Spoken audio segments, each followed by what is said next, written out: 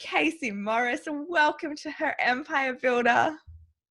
Thank you so much for having me. I'm so happy to be here, and thanks for staying up late so that this I little girl can talk with you. Regular listeners will be able to tell because I always record. My normal recording time is like 7 o'clock in the morning when before the day kind of starts, and it's now 10:15 at night. So like my voice is got that like sexy, sultry, low thing going on. I love it. Well, I feel like I have swapped roles, and I'm the opposite. I'm not a very good morning person, so I'm struggling this morning. It's all right. Next week we're talking and we're the opposite. You're up in the night and I'm up in the morning. That's right. The joys of having friends on the opposite side of the world. I hope we can be real friends in real life one day. I know, when the world opens back up again. Yes. Yes.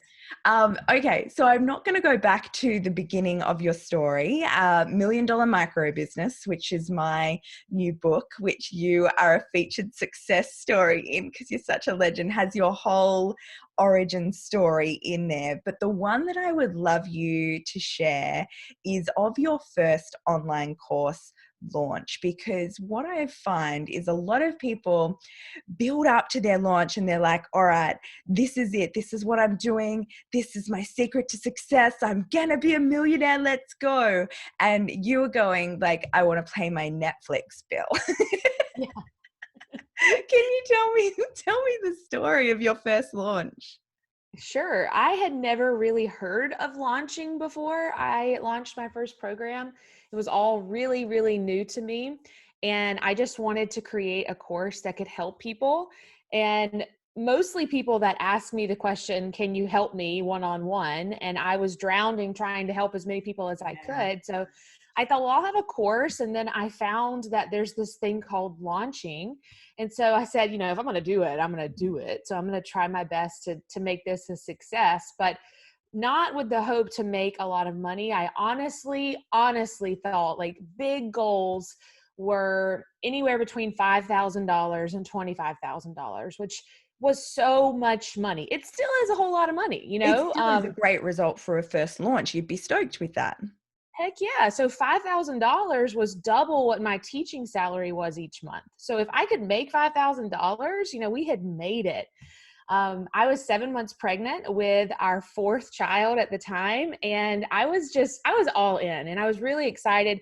I couldn't sleep at night. I was reading all the books, taking all the courses. I wanted to do everything right. So if it didn't work out, I could go back and say, okay, well, what did I do here? What did I do here? So I wanted to follow like a really proven path so that it wasn't just me kind of shooting arrows in the dark. I wanted to say, all right, if this doesn't work, then what could I do better? So I went all in, and it was the most amazing week of my life. I will never, ever forget it. I went into preterm labor from the excitement. I had to go to the hospital and they had to stop my labor, it's funny now looking back on it, but so much has changed since then. My life changed in a matter of probably 30 minutes when I opened up the doors to our first course. But, that little goal of $5,000, $25,000 we made in 20 minutes. And, the excitement's still there. That was 2.5 years ago. And I can't believe that so much has happened in such a short amount of time. It's such a moment. I think there's no better feeling than like surprising ourselves, which happens so rarely because we're such big dreamers that we rarely exceed our own expectations. But it was there and going, yeah, I love that. And what, like when that happened, what did you say to your husband? Like, what did he say? And how did that, like, were you losing it? Yeah. Losing it to put it lightly. We have a routine, and when I'm pregnant, the routine is we take the kids to school. My husband doesn't have to be at work for about 45 minutes. He's a high school principal, and we go to one of our favorite little breakfast shops. So when I'm pregnant, I get a cookie. Like I go all out. I get everything. And so I had a good breakfast and a cookie. I had to be there early because we were opening cart about 8 a.m. So he had brought it all to me and gave me a kiss and was like, good luck. Look, if it doesn't work out, the kind of thing that we do, he's like, you've done a great job. You got to be proud of that. Like, this is just the beginning, And I was like, okay. And I said, well, I'll call you about lunchtime and just kind of keep you updated. But if I don't call you, don't call me because I'm probably stressing out. Okay. And he's like, okay. And I called him. He texted me about 9:30, and he said, "Are you okay?" And I was like, "Not okay at all. Call me right now." And I was crying hysterically. And so he thought something was drastically wrong. And I was like, "You're never going to believe this. This is, I can't even believe this is true." He's like, "You need to breathe." And at this point, we had already crossed like $30,000 in an hour and a half. And, it was just, he's like, "There's So no you were way," just sitting there by yourself, heavily pregnant, with this Yep. students rolling in and going, "Oh my gosh, I am Yeah. amazing. I did this." I can't even describe it. I had Stripe on one screen and PayPal on the other, and I was hitting refresh, and it was so much fun, but it only lasted for this long because then there was work to do. I could not let these people down. And I think that was my downfall for a while, was that I lived and breathed it so much that I wasn't doing it in a healthy way or a sustainable way. But we had CART open for 7 days. And my program helps teachers, it helps educators make money online. And at that point, it was just a course, and the course was $397. And in 7 days, we made over $100,000, which on a teaching salary of $38,000 a year, there was nothing there is no moment that can compare to that. And for anyone listening thinking, "Yeah, but that'll never be me," why not you? I never thought it would be me either, but it's been, and now that I dream bigger dreams, anything is possible. Totally. And I do think it's important to say as well that you did come out and launch like that for your first launch, but you had spent a really long time serving that community. Yes. Yeah. And I didn't realize the breadcrumbs and the hype that I was leaving for years prior. So it is important to know there is no such thing as an overnight success. And I was giving free value 3 years before on a consistent basis, just out of like service, for fun and for enjoyment. And I had a YouTube channel, and I was helping as many people for free as I could. And I had no idea that the universe, or whatever higher power you believe in, was going to pay me back for all of those moments. Yeah. Do you know what? I love that you just said that. And one of my favorite mentors, because when I started making good money, I had a moment, which I don't know if you resonate with this or not, but of feeling weird that I was making more money than what I was so used to, working so hard for every dollar, that I felt like I was missing something by the money coming and I wasn't working so hard and all of that. And he explained it to me going, "No, Tina, it's back pay. Like, you're getting all of this back pay for everything that you've done. If you were actually an employee, you worked for years underpaid." So you're getting, Yeah. and I was like, yeah, I like that. Yeah, and I still really struggle with that. I really struggle with making money, the type of money that I make, because I know what my students make, and I know that $49 a month is a lot of money for them. So I resonate with that so much. Is I have to really work on myself and not feel guilty for Yeah. making money for the services that I provide. Yeah. I mentioned that to someone the other day and they're like, "What? What are you talking about? How could that possibly be?" I'm like, "Oh, I work on it all the time." Yeah. So I want to ask you about that now, because you are in, I mean, it's crazy that that was only 2.5 years ago. And you are now very heavily pregnant with baby number 5. Yeah, very heavily pregnant. That's a great way to put it. Which I'm going, like, at that time when I was as pregnant as you were, I was like I was huge. Same. You're amazing. But so you're now going, like, when you did that first launch, it's not like you went, "Okay, well, I am having my 4th child and I'm really pregnant, so I'm going to just wait and do this later." Like, you haven't let that get in your way. But how have you adapted the business so that you can actually function as a human and take care of yourself and all the other humans that you're responsible for, as well as growing this business that serves people so beautifully? I don't know the answer to that. Luckily I don't have a 40-hour a week job. Plus I'm doing this.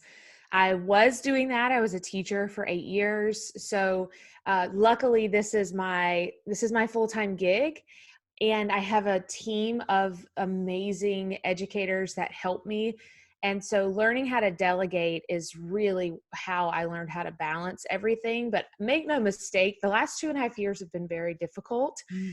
and very hard to manage. And I've grown a lot as a person. And I don't think it was until I hit the $1 million mark that I truly changed the way that I thought. I wrote on a sticky note back in 2018, whatever got you to $100,000 won't get you to 1 million. Mm. And I heard so many people say that. And I thought, I don't really, I didn't understand it. And I don't know if you can really capture what that means until you've walked a mile in those shoes. But I work less now and make more money than I had ever made. And I heard gurus say that the less I work, the more I make. And I thought, like, you're crazy. I will outwork you. I can do all of these things. I'm a go-getter, but it's just, that's not the way it is anymore. So it's been a lot of a mindset shift. And that's what allowed us to say we wanted another child, was like, okay, I have time and energy and happiness that I'm not just devoting to my business, but also to my life. And the more that I find people that can help me grow and our business grow, and I stop thinking about me, and start thinking about we and our company and the future of what this looks like for so many other humans, is when my business really began to flourish and to take off. So I am so thrilled to take, almost 2 whole months off. My husband is too, for this baby, and know without a doubt that my business won't suffer, but is just going to grow. And that is a feeling that I hope every mom gets to feel, because I have never had a maternity leave with all of my kids. Oh, I took 3 wow. days off with my first, 3 days off with my second, because I was in college. So to be able to say that I'm going to the beach, we are going to the beach for 2 months. I'm going to sit in a rocking chair and I'm going to nurse my baby and no one's going to like mess with me is Yes. the best feeling in the entire world. And I hope that's my hope for every teacher in the world, that they get to do what they want to do, whether that's a family or travel or whatever it is, but not be limited by money, but just know that like you get to live this life with the best that life has to offer without stressing, whatever that looks like to you. Oh, Kayse, I'm so happy for you. That's so good. Oh, you're so sweet.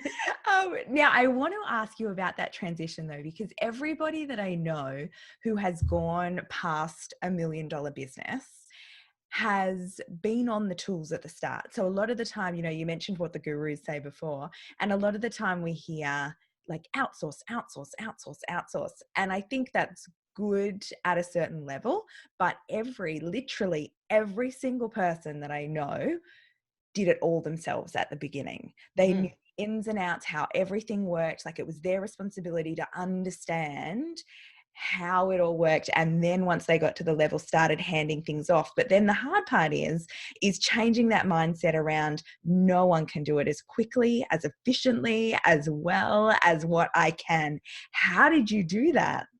Oh, man, you hit the nail on the head though. Everything you said is exactly how I would describe it. And I tell my students, because they'll be in our communities and they're like, okay, I need to hire this, and this out because I don't want to do it. And I don't feel like learning it. And I'm the first person to jump on that question. And I'm like, tell me why you don't want to learn how to do it. And they said, well, I don't have time. And that's a very common thing that we have. But I believe without a doubt that the reason why my business has flourished is because I learned how to do all of those things first, and I did them Yeah. all myself. I don't believe you can truly hire people to do a good job unless you know the job that they're supposed to be doing. Mm. Because people, you need to inspect what you expect. And if you don't know what you expect out of a job or a service, it is impossible to know if someone is doing it right. I think Facebook ads is a prime example. People charge crazy money for Yeah. Facebook advertising, from $5,000 to $10,000 a month. Not to mention, that's not even including ad spend. Plus, they'll take 10% of your ad spend. You're giving someone thousands of dollars a month, but you don't know how to run them yourself. There's zero way to check up to see if your money is being spent well. Now there's a caveat to that, right? I can freak out and micromanage everyone because I know what they're supposed to be doing, been that boss, okay? Or I've hired competent people. They know my expectations and I'm going to strategically check in, and then we're going to talk about where we are and where we could be. And I'm going to let them be creative and shine, you know? So I was the boss who gave the 100 steps, and you do all of these exactly this way. And if you don't, then I'm on step 67 and you're only on 64 and you need to be here. I've been that boss. I've hired those people who were just taking marching orders. And that was the hardest year and a half probably for me as a person. I hated managing people. My team we weren't in a good like headspace. It was just all around bad. There was a lot of bad energy. And I could easily say it was them, you know, oh, they were negative Nancy's and all of this. And, you know, there may be some truth into that, but I wasn't giving them the opportunity that they deserved to shine. And I was micromanaging. So I had like a wake up call, and some of my team, we decided to clean house. And I think I've chatted with you about that before. Yeah. And I said, I never want to be that boss again. I'm starting fresh. I'm having a clean slate. And that has been the biggest difference is, yes, I've learned how to do everything that my team members are doing, but I now hire people that I give the creative space. It's not you work 10 hours and I give you 10 hours worth of work to do. It is you work 10 hours, I give you 5 hours of work to do, and then you can take the other 5 hours and show me what you can bring to the table. We love initiative. That's a big thing for us. That. And they're so proud. And I'm over here, mouth open. Oh my gosh, you're 50 steps ahead of me. And that has been the best thing, is that giving people their own space to grow and to shine. They can outwork me, outperform me, and they can do it better than I ever could have done it, because I've given them that freedom and that space to feel like what they do matters. And I would never, ever trade that. It's taken a while to learn it, but we're getting there. It's such a beautiful feeling, because otherwise I think it is what stops growth more than anything else, because when you're trying to micromanage everything, it's kind of like, well, if I grow more, that's just more people that I have to manage and look after, and I can't do that. So you've totally nailed it. Well, I don't know about nailing it, but it's definitely, honestly, I want to give all the credit to one of the employees that picked up the pieces when everything fell apart. She's sent straight from above. I don't know how else to put it, but she has more grace and integrity of any other human I've ever met before. And oftentimes as a team, it's really easy to jump on a call and complain about all of the things that have gone wrong. And we were in that space where we jump on, and the first 30 minutes would be like, tell me all the problems, what's going wrong in the inbox, what's going wrong in the communities. And that set the stage for how we performed. And she was the person that said, no, let's don't do that. Let's talk about all the things we need to do this week first. And then she would allow me to vent, but would never comment on it. And I think that was so powerful, because I've always been a positive person, but as you hang out with people and you start to become negative, you know how it is. It's just this whole pool. And she would listen and let me vent. And then she would never dwell on any one thing. It would be on to the next, on to the next. And over the last year, March has been a year since she's been full-time with us. We don't complain about anything. Negative email in the inbox, speed bump. Let me take over. Let's talk it out. I'm going to send her a video message and make sure everything's good. Negative post about us in a group, no big deal. Her motto is hurt people. And so we're going to reach out and make sure that they're okay and see if there's anything we can do. And, you know, it's funny that all of the things we were focused on were growing, and they were getting bigger and bigger and bigger. And now I feel like everything that we do is 99% positive, and those things that used to bother us don't even exist anymore. And I don't know if it's because we don't pay attention to them, or if it's because we just truly feel like we're stepping into our purpose, but it's been the best. Yeah. And yeah. So with online programs as well, finding team, I often find that it's really hard to find the skill set that we have and need with the different software programs and all of that sort of thing. As you've grown the team, have you got people based on that personality and integrity and trained them up, or how have you done that as you've grown? Yeah, both. We've had both.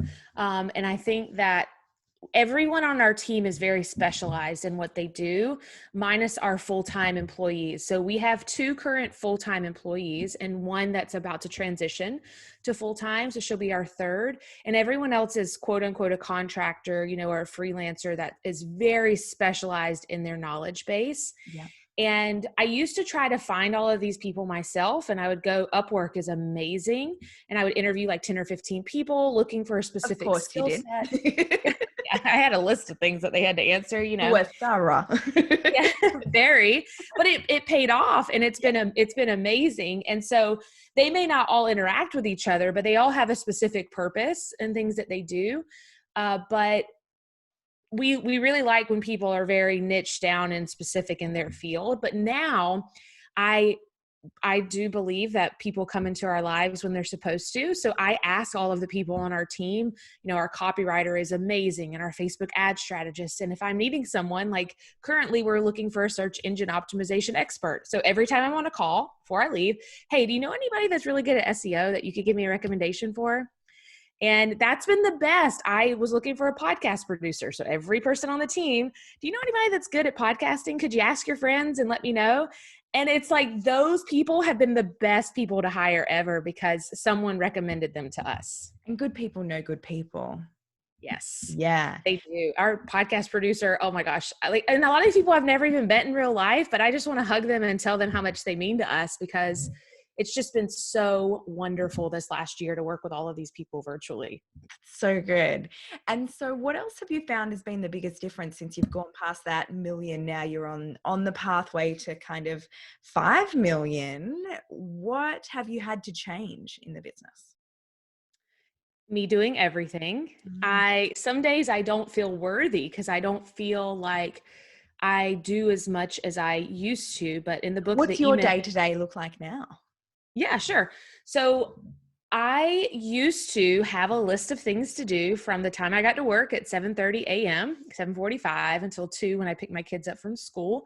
So it revolved around, checking the inbox and getting into Asana and then literally taking all the tasks that are in Asana, updating this Kajabi page and updating this email and responding to this person and getting in the communities and going live. And my day was booked. For 8 hours, I would take a break for a walk and lunch. And now a lot of days I have no task assigned to me. None, 0. I get to work and the inbox, I was off for spring break and I got back to work and I was like, man, this inbox is going to take me forever. I set aside 2 hours. I had 4 emails. Yes. And I was like, I called the team. I was like, I love you guys. I only had 4 emails. And they said, well, we tried to manage everything that was manageable. And that is like, that's the best feeling in the world, but you feel guilty almost. Like I've been gone for a week and it took me 3 minutes to respond to these 4 emails. So now my day-to-day is focused on content creation and something that I'm super passionate about. So we think about the business as a pyramid, and in order to make myself feel worthy and happy, I still have to be creating content for my students, and it helps every person in the business. So I create our core piece of content for the week, and every person on the team of our 16 members takes that, and then we repurpose it in a different way. So all roads lead back to the podcast. That's kind of our core piece of content, and I write every single podcast episode from start to finish. So our blog post for the week revolves around that. Our Instagram posts, our copywriter takes that and turns it into our newsletter and then uses that for some of our launch copy and stuff like that. So our podcast director just takes my notes and creates the show notes. So it's been really cool to think of it as that pyramid and to see everyone working in their own way, because it really just allows me to focus on what I'm super passionate about, and that's teaching. So I get to write a lesson plan for the week, basically. And everyone else is like, they're the students that are helping make that a reality. Yeah. Gosh, that is so good. And so are you like batched in super far in advance to have the baby now? I feel like I'm such a big girl to say this, but I am. We are completely done through August, and it's now what's today, May? That's the best feeling ever. It is. Now, when you're in the thick of it, it is intense, Yeah. but we are batched for August through August for the podcast. And then of course we have other things, like I'm a coach weekly for our students, but we also are bringing in coaches to help. So that's another, weekly task that I need to do to be creative, is to coach people. And I'm also creating a lot of content in our programs. So in addition to that, I'm teaching and re-updating constantly. And, it's just one of those things where we live in the world that's ever changing. So we have to constantly keep up and update. So Yeah. I'm always working on different ways to make the program better too. Yeah. Which I think is the thing that you should be working on. Like that's what it is. But you touched on something just real quick there that I was like, ooh, that's something that's changed as you've grown, is you've brought in other coaches. Yeah. How Yeah. did you? Yeah. And I I'm want to really know happy. how you went with that. And I want to know how the communication with the students went with that. Super nerve-wracking. Yeah. And I don't want to it wasn't a home run the first couple of times. I tried to hire people on the team to help, and there was definitely a difference. I felt like people weren't feeling valued. And so there was a difference between hiring coaches that stuck and resonated with our audience and hiring coaches that I just hired to do to-dos. Yeah. So the employee I was mentioning before, our community loves her. They love her. And so I said, Allie, what if you came in and you just did one coaching call a month? And it's basically our most basic call that we do. And we just see how it goes. And I'll come in there with you, and we kind of just would have a conversation as we introduced them to her. And that was how it all started.